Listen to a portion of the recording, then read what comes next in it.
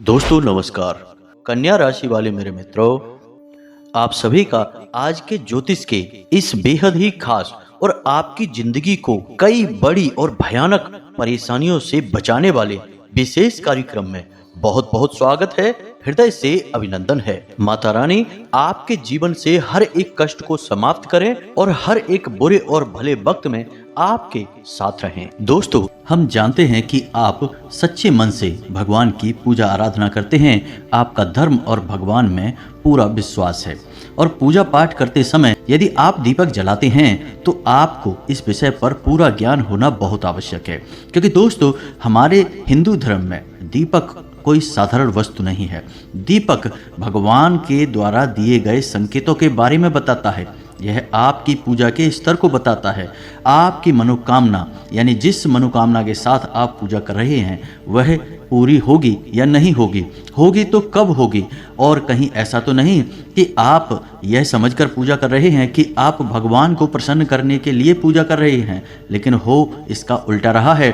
भगवान की जगह यह पूजा आपके आसपास निवास कर रही भूत प्रेत यानी नकारात्मक शक्तियां ग्रहण कर रही हैं और आप समझ रहे हैं कि आपका जीवन सुंदर हो रहा है, लेकिन हो इसका उल्टा रहा है कि आप जितनी ज़्यादा पूजा पाठ करते जाएंगे आपका जीवन नर्क होता चला जाएगा, क्योंकि आपकी पूजा पाठ का संपूर्ण फल या यूं कहें कि आपके पूजा पाठ का संपूर्ण निष्कर्ष निचोड़ सब वे नकारात्मक शक्तियां ग्रहण करती जा रही हैं और आपको कुछ भी प्राप्त नहीं हो रहा है।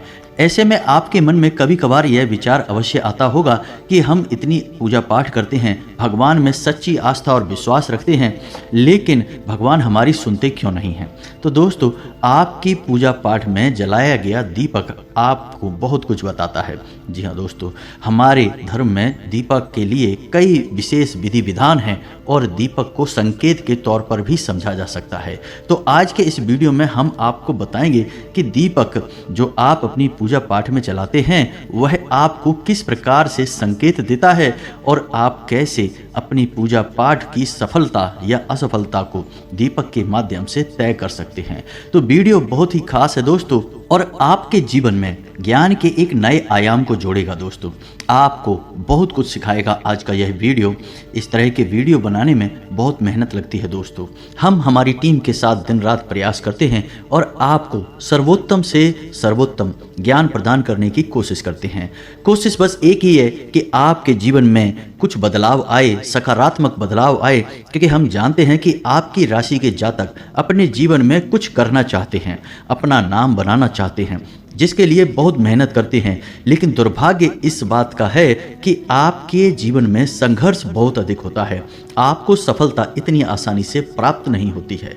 जी हाँ दोस्तों, इसी के साथ साथ हम आपको आने वाले समय में यानी कि 3 से 4 दिनों में होने वाली कुछ विशेष घटनाओं के बारे में भी बताएंगे, जिनसे आपको बड़े लाभ प्राप्त होंगे यदि आप सतर्क रहें और समझकर अपने आने वाले कदम को तय करके चलेंगे तो आपको बड़े बड़े लाभ भी प्राप्त हो सकते हैं।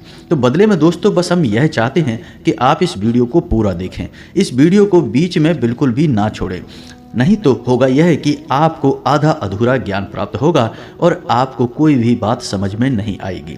जी हाँ दोस्तों, आपकी राशि के जातकों में एक छोटी सी कमी यह भी पाई जाती है कि आप बहुत जल्दी चीज़ों से ऊब जाते हैं। आप सब कुछ अपने जीवन में बहुत जल्दी जल्दी प्राप्त कर लेना चाहते हैं और जल्दी जल्दी प्राप्त करने के चक्कर में कई बार आप बड़ी परेशानियों में फंस चुके हैं। जी हाँ दोस्तों, आप अपने जीवन में पीछे झांक कर देखें तो आपको पता चलेगा कि कई बार आपके काम केवल इसी वजह से बिगड़ गए कि आपने उनमें जल्दबाजी दिखाई। यदि आप धैर्य से काम लेते तो आपके काम बन सकते थे। तो ऐसा आपको अब नहीं करना है। जब भी आपको ज्ञान प्राप्त करने का अवसर प्राप्त हो तो आप पूरे धैर्य के साथ उसे ग्रहण करें और फिर उसे अपने जीवन में लागू करें, उपयोग करें। आप देखेंगे कि आपका जीवन बदलता चला जाएगा। जी हाँ दोस्तों, आप बहुत ही बुद्धिमान इंसान हैं। आपके अंदर बौद्धिक बल बहुत अधिक है, लेकिन छोटी मोटी कमियों की वजह से आप अपनी संपूर्ण बुद्धि का इस्तेमाल करने से चूक जाते हैं, गलती कर जाते हैं, जिससे आप परेशानियों में फंसते रहते हैं। तो हमारा मानना केवल इतना है कि यदि आप धैर्य से काम लें, ठंडे दिमाग के साथ चीज़ों को समझें, अपने जीवन को समझें, तो आप बड़े से बड़े काम को बड़ी आसानी से करने का दम रखते हैं। जी हाँ दोस्तों, आप ऐसे इंसान हैं कि आप किसी की गुलामी करना पसंद नहीं करते हैं। आपके मन में एक ललक है, एक ख्याल है, एक विचार है कि आप कुछ अपना जरूर करेंगे, आज नहीं तो कल करेंगे, और इसके लिए आप लगातार प्रयास भी करते रहते हैं। लेकिन कभी कभी जिंदगी आपको मौका नहीं देती है, और देती भी है तो बहुत देर से देती है, तब तक आपके धैर्य का बांध टूट जाता है। जी हाँ दोस्तों, तो हमें आपसे बस इतना कहना है कि आप धैर्य का साथ कभी ना छोड़ें, क्योंकि जब भगवान आपको देने पर उतारू होंगे तो इतना देंगे कि आपका जीवन पूर्ण रूप से बदल जाएगा। रातों रात आपके जीवन में जगमगाहट आ जाएगी, फूलों जैसा सुंदर आपका जीवन महकने लगेगा। जी हाँ दोस्तों, तो इसी कामना के साथ, इसी सुंदर विचार के साथ आज के इस वीडियो को शुरू करते हैं।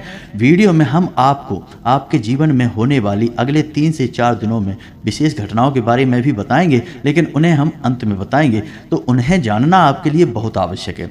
दोस्तों, आप जब अपने जीवन के बारे में कुछ अनुमान प्राप्त कर लेते हैं तो आपको एक दिशा प्राप्त होती है कि किस तरह से आगे बढ़ना है और कैसे अपने जीवन के फैसलों को लेना है। इससे आप बड़ी मुसीबतों में फंसने से बच जाते हैं। और ज्योतिष शास्त्र का तो काम ही यही है कि वह इंसानों की भविष्य का सटीक अनुमान लगाने की कोशिश करता है।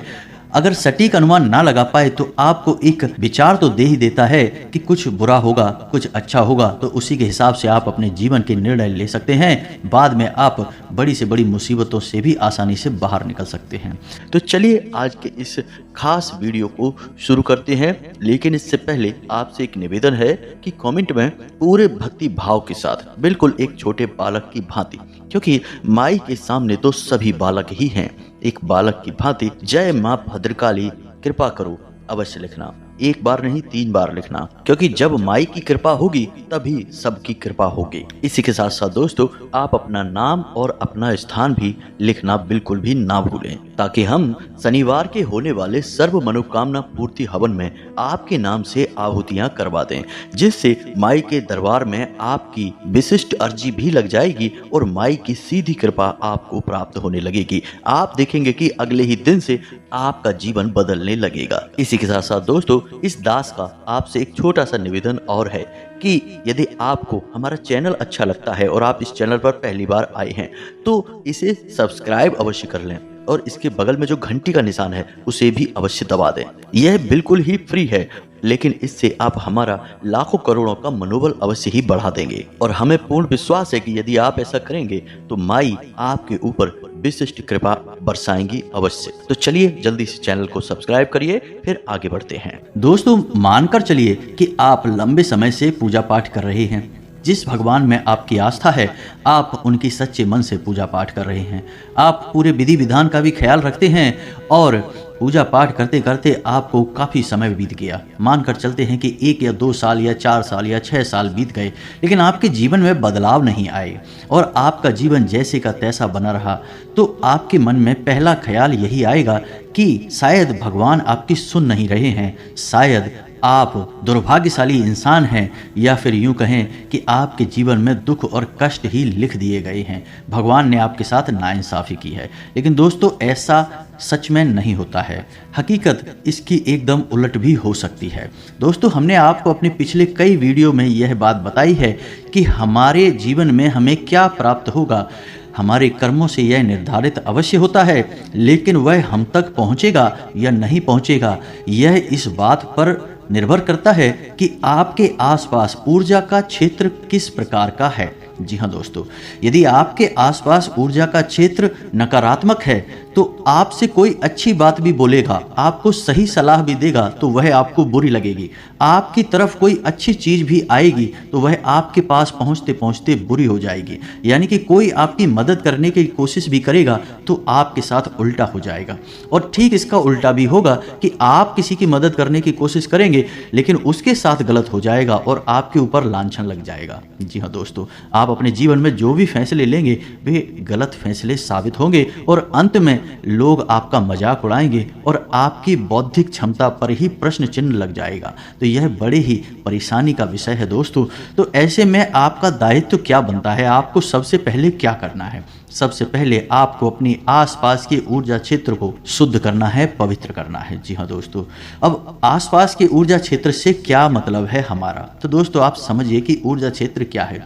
आपने तस्वीरों में भगवान को तो देखा ही होगा, और भगवान को तो देखा ही है, लेकिन पुराने जमाने के जो ऋषि मुनि संत होते थे, जो बहुत ऊंचे स्तर के अध्यात्म को हासिल कर लेते थे, स्वयं भगवान के दर्शन कर लिया करते थे, तो उनकी तस्वीर कभी आपने देखी होगी। तो क्या दिखाई देता है? उनके चेहरे के पीछे आपको एक पीले रंग का आवरण दिखाई देता है, चक्र जैसा दिखाई देता है, और यह आवरण चेहरे के पास गोल दिखाई देता है, जैसे पीछे सिर के कोई सूरज चमक रहा है। लेकिन दोस्तों हम आपको बताएं कि यह आवरण ना केवल चेहरे के पीछे होता है, बल्कि पूरे शरीर के आसपास होता है, लेकिन चेहरे के पास यह बहुत तेजमय होता है, इसलिए स्पष्ट दिखाई देता है।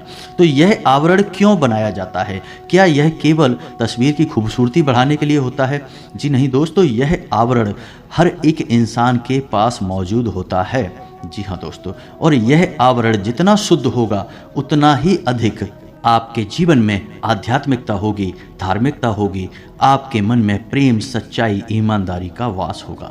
जी हाँ दोस्तों, हम इसका उल्टा भी कह सकते हैं कि जितना आपके पास धार्मिकता, आध्यात्मिकता होगी, आपके मन में प्रेम, सच्चाई और ईश्वर का वास होगा, यह ऊर्जा क्षेत्र आपका शुद्ध और साफ रहेगा। जी हाँ दोस्तों, अब जो हमारा ऊर्जा क्षेत्र है यह हर इंसान के पास होता है, यह तो आप समझ गए। अब जो हमारे पास हमारा ऊर्जा क्षेत्र है, हमारा आवरण है, वह शुद्ध और अशुद्ध कैसे हो जाता है? दोस्तों उसे शुद्ध या अशुद्ध बनाने वाले हम खुद ही हैं। हम स्वयं ही उसे अशुद्ध करते हैं या शुद्ध करते हैं। यदि हमने अपनी ऊर्जा का क्षेत्र अशुद्ध कर रखा है तो हमारे द्वारा की गई पूजा पाठ, हर अच्छे कर्म का जो फल है वह नकारात्मक शक्तियां खींच लेंगी। जी हाँ दोस्तों, क्योंकि नकारात्मक शक्तियां ही आपके आसपास आकर्षित होंगी। नकारात्मक ऊर्जा क्षेत्र नकारात्मक शक्तियों को ही खींचेगा, और सकारात्मक ऊर्जा क्षेत्र सकारात्मक शक्ति को खींचेगा, यानी भगवान की शक्ति को आपके पास खींच कर लाएगा।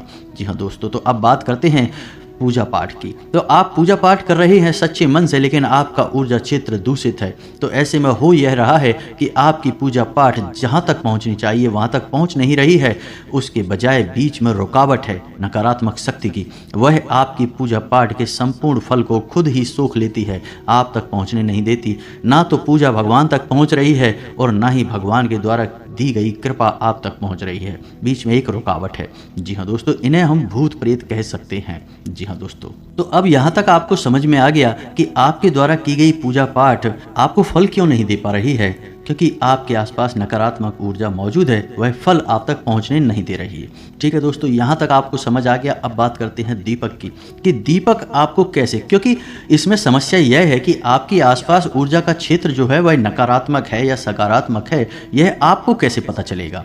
आपको पता लगाना बहुत आवश्यक है, अन्यथा होगा यह कि आपका जीवन गुजर जाएगा लेकिन आप सफलता का मुंह नहीं देख पाएंगे। जी हाँ दोस्तों, आप दुख और तकलीफों में ही जीवन गुजार देंगे। कई ऐसे लोग हमने देखे हैं जो जीवन भर मेहनत करते हैं लेकिन उन्हें कभी सफलता हासिल नहीं हो पाती है। बाद में वे कभी किस्मत और कभी भगवान को दोष देते नजर आते हैं। जी हाँ दोस्तों, तो अब आपको कैसे पता चलेगा? तो इसको पता लगाने का सबसे सरल तरीका हमारे द्वारा पूजा पाठ में जलाया गया दीपक है। वैसे तो कई तरीके हैं जिनसे यह पता लगाया जा सकता है कि आपका ऊर्जा क्षेत्र शुद्ध है, सकारात्मक है, या फिर अशुद्ध और नकारात्मक है। लेकिन आज हम दीपक के विषय में बात कर रहे हैं, तो दीपक के बारे में ही बताएंगे कि कैसे आपको पता चलेगा कि आपका ऊर्जा क्षेत्र नकारात्मक है, अशुद्ध है। जी हाँ दोस्तों, तो फिर आपको हम बताएंगे कि आप उसे यदि अशुद्ध है तो शुद्ध कैसे करेंगे। जी हाँ दोस्तों, तो ध्यान से सुनिए। आप जब दीपक जलाते हैं तो आपका जलाया गया दीपक आपकी पूजा समाप्त होने से पहले ही बुझ जाता है। जी हाँ दोस्तों, यदि आपके द्वारा जलाया गया दीपक आपकी पूजा समाप्त होने से पहले ही बुझ जाता है तो यह इस बात का प्रमाण है कि आपका ऊर्जा क्षेत्र दूषित है, नकारात्मक है। जी हाँ दोस्तों, आपका दीपक जल नहीं पा रहा है। दूसरा यह है कि आपके द्वारा जलाया गया दीपक पूजा होने तक तो जलता है, लेकिन जैसे ही आप पूजा स्थान को छोड़ते हैं, अपने दीपक को जलता हुआ छोड़ देते हैं, तो वह दीपक बुझ जाता है। जी हाँ दोस्तों, थोड़ी देर जलने के बाद वह बुझ जाता है। हालांकि उस दीपक में तेल या फिर घी अभी भी बाकी है, बाती भी उसकी सही है, लेकिन वह दीपक बुझ जाता है। यह भी प्रमाण है कि आपके आसपास नकारात्मक ऊर्जा है दोस्तों। जी हाँ दोस्तों, कई बार ऐसा देखा गया है कि दीपक शुद्ध गाय के घी से जलाया जा रहा है, फिर भी उसकी बाती से सुर्ख काला धुआं निकल रहा है। जी हाँ दोस्तों, कई लोग हमसे ऐसे प्रश्न पूछते हैं कि शुद्ध गाय के घी से दीपक जलाया जा रहा है तो उसमें से धुआं नहीं निकलना चाहिए, लेकिन दीपक से तो सुर्ख काला धुआं निकल रहा है, उसकी लौ से धुआं निकल रहा है। ऐसा क्यों हो रहा है? लोग चौंक जाते हैं। लेकिन दोस्तों, यह प्रमाण है कि नकारात्मक ऊर्जा आपके आसपास मौजूद है। यह आपको किसी भी प्रकार का पुण्य, किसी भी प्रकार का फल प्राप्त होने नहीं देगी। जी हाँ दोस्तों, तो अब आपको कुछ बातों का ख्याल और रखना होगा कि जब आप पूजा कर रहे हैं और आप दिया जला रहे हैं, तो दिया जलाते समय कहीं ऐसा तो नहीं करते आप कि आप किसी और से माचिस मांग कर लेते हो, या फिर आप किसी अन्य जलते हुए दिए में से अपने दिए को जला लेते हैं, या फिर आप पुराने जले हुए दिए में ही दोबारा से फिर से दिया जला देते हैं। ये सब काम यदि आप करते हैं तो यह भी बहुत गलत है। इससे आपके पूजा पाठ का फल आपको बिल्कुल भी प्राप्त नहीं होगा। जी हाँ दोस्तों, आप समझिए कि दीपक में जलती है अग्नि, और अग्नि क्या है? शुद्ध स्वरूप है ऊर्जा का। यानी कि अग्नि जब किसी शुद्ध स्थान पर जलती है तब वह पवित्र अग्नि कहलाती है। जी हाँ दोस्तों, इसीलिए तो जब हवन होता है तो उसके लिए विशेष पवित्र हवन कुंड का निर्माण किया जाता है। कहीं भी आग जलाकर आप हवन नहीं कर सकते दोस्तों, वह अग्नि पवित्र नहीं मानी जाती है। जी हाँ दोस्तों, आप समझिए कि अग्नि जब पवित्र होती है, शुद्ध होती है, तो वह जीवन को उत्पन्न कर सकती है, और यदि वह नकारात्मक और अपवित्र हो तो जीवन का विनाश भी कर सकती है। तो अग्नि का बहुत महत्व है। तो ऐसे में यदि आप दीपक जलाने में लापरवाही बरतते हैं तो वह आपकी ओर नकारात्मकता को आकर्षित करता है। जी हाँ दोस्तों, तो आपको क्या करना है कि आप अपने घर से अपनी माचिस, अपना दीपक मंदिर में लेकर जाएं। जी हाँ दोस्तों, यदि आप मंदिर में दीपक जला रहे हैं तो, यदि आप घर पे जला रहे हैं तब कोई दिक्कत नहीं है, माचिस आपकी खुद की ही होगी। फिर भी आपको घर पर जलाने के समय भी दीपक में कुछ विशेष ध्यान रखने होंगे कि आप पुराने जले हुए दीपक में ही फिर से दीपक नहीं जलाएंगे। मान के चलिए कि आपने कल पूजा की और दीपक जल चुका है और उसमें थोड़ी सी बाती और थोड़ा सा घी बाकी है, तो आपने दीपक की बाती हटाई और घी हटाया और नया दीपक फिर से जला दिया, तो यह गलत तरीका है। ऐसे में आपको उस दीपक को धोना होगा, साफ करना होगा, उसके बाद ही वह फिर से जलाने के योग्य बन पाएगा। साथ ही साथ अगर हो सके तो उस दीपक पर थोड़ा सा गंगा जल अवश्य छिड़कें, तो वह पूर्ण रूप से शुद्ध और पवित्र हो जाएगा। फिर आप उसमें नए दीपक को जलाइए। अब इसमें आप इस बात का भी ख्याल रखें कि घर में जो आप दीपक जलाएंगे वह पीतल का दीपक ही होना चाहिए और एक मुखी दीपक ही होना चाहिए। घर में कभी भी पंचमुखी दीपक नहीं जलाते हैं। आपने दीपक देखे होंगे कि कुछ ऐसे दीपक होते हैं जिनमें 5 बातियां लगती हैं और पंचमुखी दीपक जलता है, तो उसे हम घर में नहीं जलाते हैं। यह दोष उत्पन्न करता है। मंदिर में जलाए जाते हैं ऐसे दीपक। घर में आप एक मुखी दीपक जलाइए और पीतल का दीपक जलाइए। जी हाँ दोस्तों, कुछ लोगों के यहाँ हमने देखा है कि मिट्टी का दीपक घर में जला देते हैं। यह ठीक नहीं है, यह भी नकारात्मकता को आकर्षित करता है। हर प्रकार के दीपक का अपना अलग महत्व है दोस्तों। हमने आपको अपने पिछले एक वीडियो में बताया था कि जब आप किसी विशेष मनोकामना को मन में लेकर किसी अनुष्ठान के अंतर्गत दीपक जलाते हैं तो वह आटे का दीपक होता है। जी हाँ दोस्तों, जैसे आपने 21 दिन 11 दिन का कोई अनुष्ठान करना है, मंदिर में जाके पूजा करनी है, तो उस समय जो आप दीपक जलाएंगे वह आटे का दीपक होगा। जी हाँ दोस्तों, जब आप किसी विशेष तीज त्योहार पर दीपक जलाते हैं तो वह मिट्टी का दीपक होगा। जैसे आप दीपावली पर जो दीपक जलाते हैं वह मिट्टी के दीपक होते हैं। लेकिन जब आप नियमित दीपक जलाते हैं, अपने घर में दीपक जलाते हैं, तो वह पीतल का दीपक होना चाहिए। जी हाँ दोस्तों, आप मंदिर में भी यदि दीपक जलाते हैं तो मिट्टी का दीपक जला सकते हैं, लेकिन आटे का दीपक हर समय आपको नहीं जलाना है। आटे का दीपक आप विशेष अनुष्ठान में ही जलाएंगे, किसी विशेष मनोकामना की पूर्ति के लिए की जाने वाली पूजा में ही जलाएंगे। मिट्टी का दीपक आप जला सकते हैं, मंदिर में आप पीतल का दीपक भी जला सकते हैं, लेकिन घर पे आप नियमित यदि जलाते हैं तो पीतल के दीपक का ही प्रयोग करें। अब ऐसे में समस्या यह खड़ी हो जाती है कि कुछ लोग तांबे का दीपक खरीद लाते हैं, क्योंकि बाजार में तो सब कुछ मिलता है, तो कुछ लोग तांबे का दीपक खरीद लाते हैं और जलाना शुरू कर देते हैं। दोस्तों, इसका बहुत ही नकारात्मक परिणाम प्राप्त होता है और जिस इंसान के घर में तांबे के दीपक में बाती जलाई जाती है उस इंसान के घर में धन लक्ष्मी किसी कीमत पर ठहर नहीं सकती है। आर्थिक समस्याएं बढ़ेंगी, धन का आगमन रुकेगा, कर्जा बढ़ेगा। जी हाँ दोस्तों, तो आपको केवल और केवल पीतल का दीपक जलाना है, तांबे का या किसी अन्य धातु का नहीं। जी हाँ दोस्तों, अब आप यदि अपनी पूजा स्थल पर दीपक जलाते हैं तो उसे सीधे जमीन पर ना रखें। दीपक पवित्रता का प्रतीक होता है, तो उसे किसी न किसी चीज के ऊपर, किसी वस्तु के ऊपर, और बेहतर होगा कि आप उसे जल के कलश के ऊपर थोड़ा सा अन्न कटोरी में लें और उसके ऊपर उसे रखें। तब वह दीपक बहुत दिव्य हो जाता है और बहुत शुभ फलदायी होता है।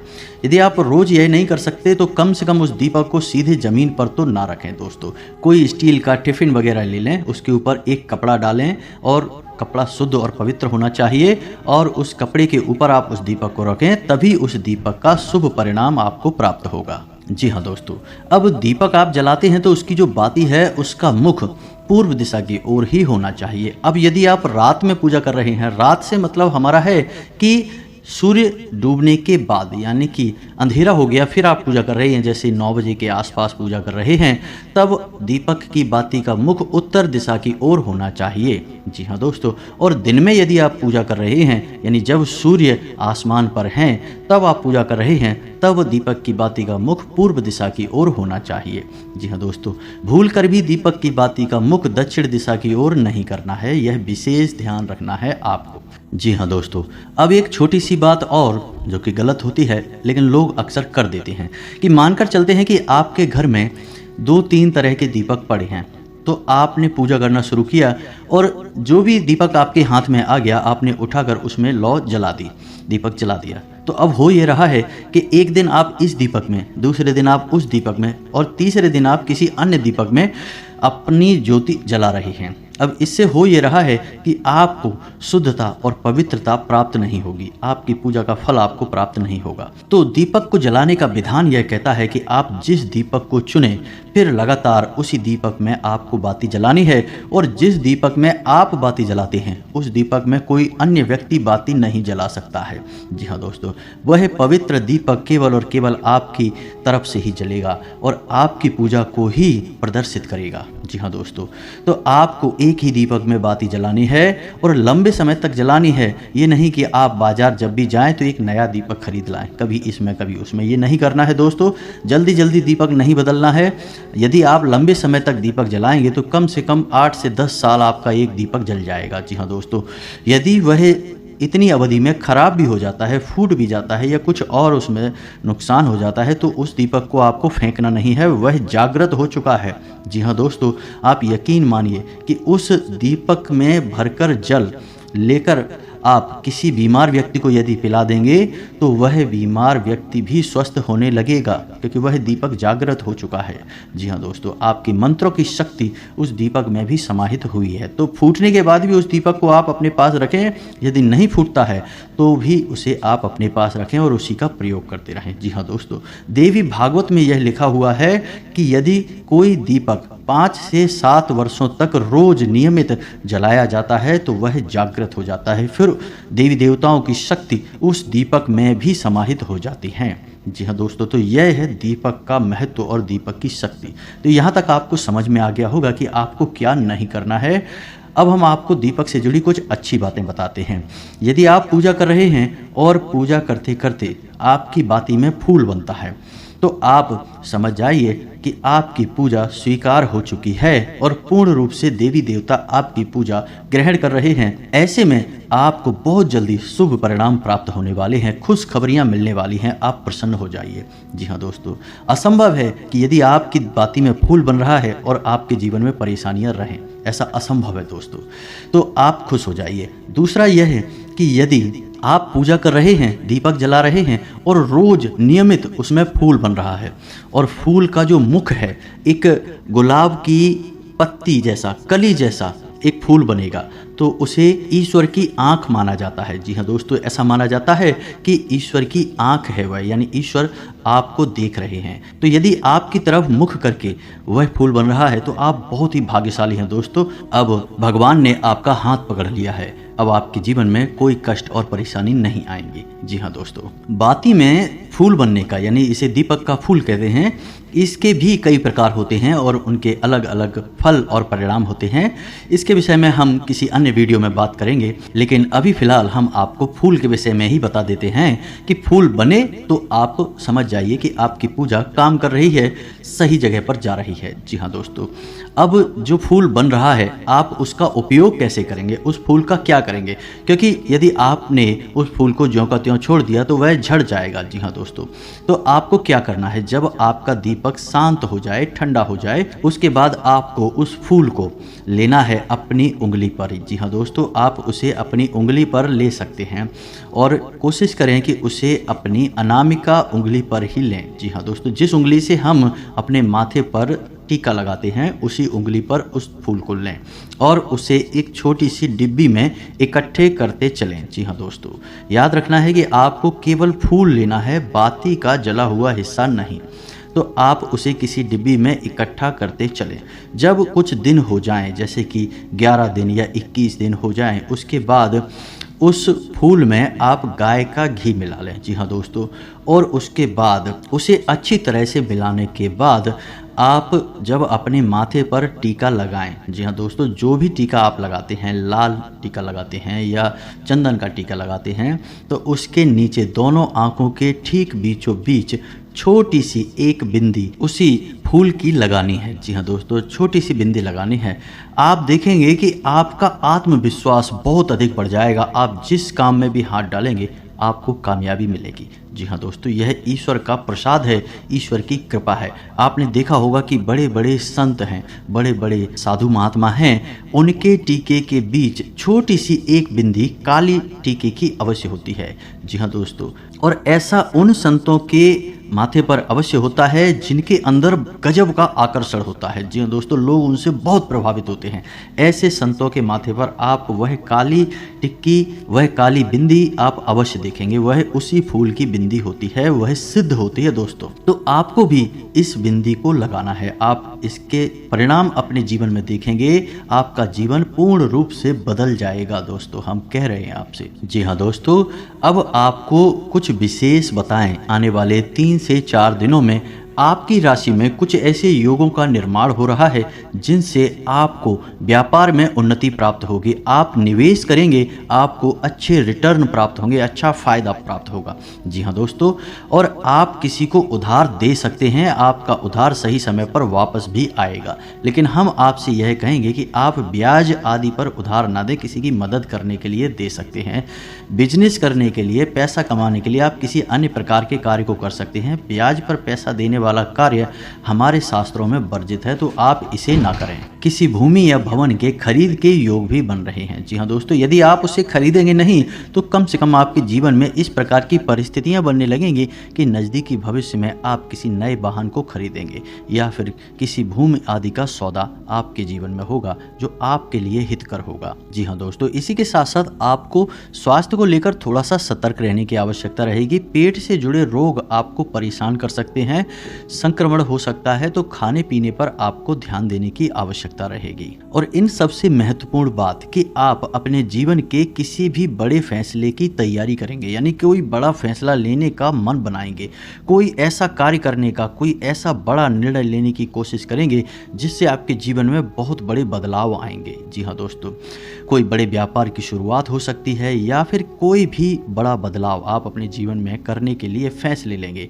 तो ऐसे में महत्वपूर्ण बात यह है कि किसी अनुभवी व्यक्ति की सलाह लें, घर के बड़े बुजुर्गों से बात करें, तभी अपने जीवन के बड़े फैसले लें। जी हाँ दोस्तों, आप स्वयं भी बड़े फैसले लेने में सक्षम हैं, लेकिन बेहतर यह होगा कि आप अपने शुभ चिंतकों की सलाह भी अवश्य लें और उस सलाह को सही तरह से अपने जीवन में लागू भी करें, तो आपको बहुत अच्छे परिणाम प्राप्त हो सकते हैं। जी हाँ दोस्तों, तो यह तो था आपको धर्म और ज्योतिष का मिला जुला सा ज्ञान। यदि आपको इस विषय पर कोई प्रश्न है, आपके मन में कोई विचार है, तो आप कमेंट करके पूछें। हम आपके कमेंट के प्रश्नों के पढ़कर जवाब देने की पूरी कोशिश करेंगे।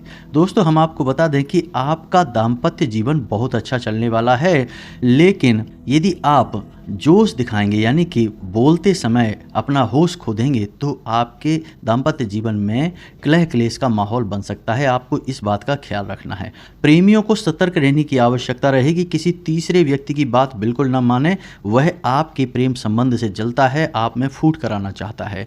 आप अपने प्रेमी पर पूर्ण विश्वास रखें और अपने संबंधों में सच्चाई रखने की पूरी कोशिश करें। बस यही आपको सलाह रहेगी। इसी के साथ साथ आज के इस वीडियो को विराम देते हैं। मिलते हैं अगले ज्ञानवर्धक वीडियो में। तब तक के लिए धन्यवाद। जय माता की।